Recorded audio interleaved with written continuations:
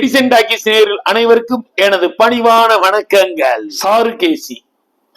சாருகேசினா யாரோட படம்னு கேட்டீங்கன்னா ஒய்ஜி மகேந்திரன், சுகாசினி இணைந்து நடித்திருக்காங்க. படத்துல அவரோட பாத்தீங்கன்னா அதாவது ராஜ் ஐயப்பன், ரம்யா பாண்டியன், சமுத்திரகனி, மதுவந்தி, தலைவாசல் விஜய் அற்புதமான கேரக்டர் நடிச்சிருக்காருங்க. சத்யராஜ் சொல்லலாம். அவரோட படங்கள் எத்தனையோ படங்கள் இருக்கு. அந்த படங்கள் வரிசையில் இந்த படம் அவர் எவ்வளோ படங்கள் நடிச்சிருப்பாரு. ஆனா அந்த சாருகேசில சத்யராஜ் சார் ரொம்ப அருமையா, அதாவது ஒரு ஜீசஸ் டிரெஸ்ல சிவபெருமான நடிச்சிருக்காருன்னு சொல்லலாங்க. படம் சாருகேசி. கதைன்னு பாத்தீங்கன்னா ரொம்ப ஒரு யதார்த்தமான கதைன்னு தான் சொல்லலாம். வெங்கட்ங்கிறவர் தான் இந்த கதையை கதையை சொல்லியிருக்காரு. யதார்த்தமான கதை தான். இந்த மாதிரி நிறைய படங்கள் வந்திருக்கு. ஆனா இவங்க வே ஆஃப் டெல்லிங் சொன்ன விதம் தான் உண்மையாவே மாட்டோம். அதாவது ஒரு நல்ல படத்துக்கு நல்ல கேப்டன் தேவைன்பாங்க. அந்த அடிப்படையில சுரேஷ் கிருஷ்ணா சார் இந்த படத்தை அற்புதமா டைரக்ட் பண்ணியிருக்காரு. ஒளிப்பதிவு சஞ்சய், தேனிசை தென்றல் தேவா, கர்நாடிக மியூசிக்கையும் என்னால பண்ண முடியுங்கிறத இந்த படத்துல ப்ரூவ் பண்ணியிருக்காருன்னு தான் சொல்லலாம்.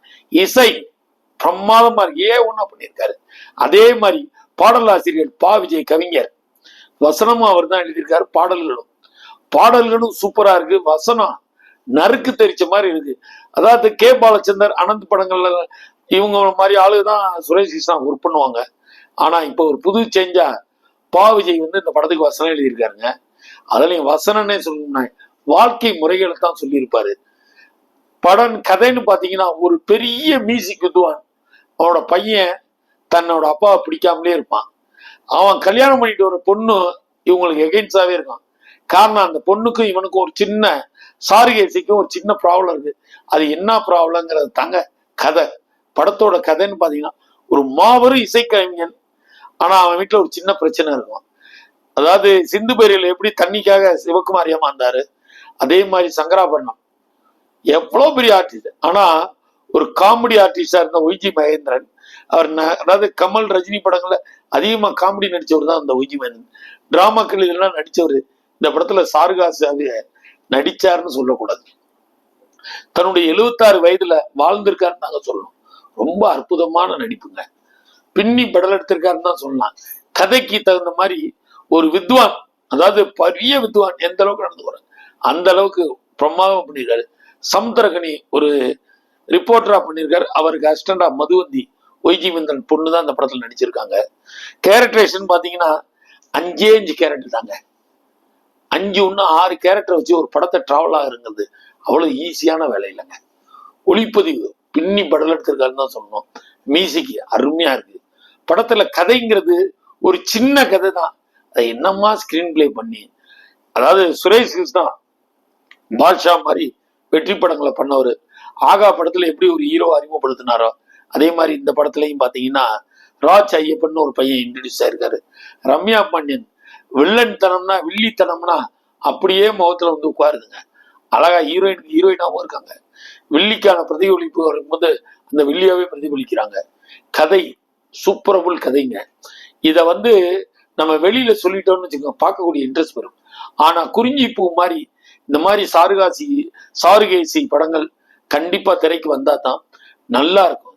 தமிழ் திரையுலகம் ரொம்ப நல்லா இருக்கும். இந்த படத்தை ரிலீஸ் பண்ணவர் பாத்தீங்கன்னா ஜெயகிருஷ்ணன்.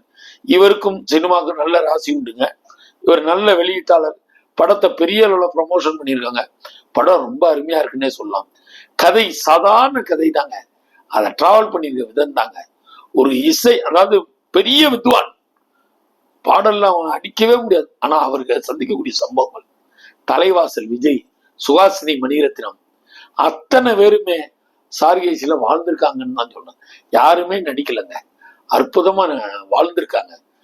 ரெண்டாவது ஆன்மீகம், நாத்திகம் பேசக்கூடிய ஒரு சத்யராஜ் இந்த படத்துல ஜீசஸ் கெட்டப்ல சிவபெருமானா அவர் தாங்க.